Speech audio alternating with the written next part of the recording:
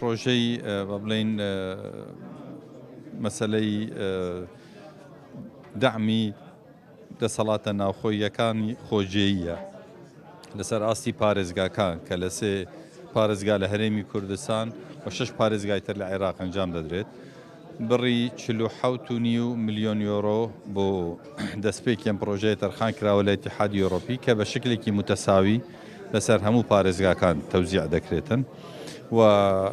لە ئایندەدا ئەگەر پێویستی پرۆژەکان سەرکەوتوو بن و پێویستیان بە پارەی زیاتریش هەبێت یەکێتی ئەوڕۆپا بەڵێنی داوە کە تەمویلی زیاتر مەسەلەی لامەرکەزیەتە کە پارێزگاکان خۆیان جێبەجێ دەکەن لایەنی دووەم مەسەلەی ئەوەیە کە لە هەرێمی کوردستان هەمویان بۆ پرۆژەی تاقل متەجەدیدە وزەی نوێ بووەوە با بڵێن تەرخان دەکرێتن کە لە مەسائلی خۆر و باو وەبەرهێنانی وزە لە سەرچاوی تر.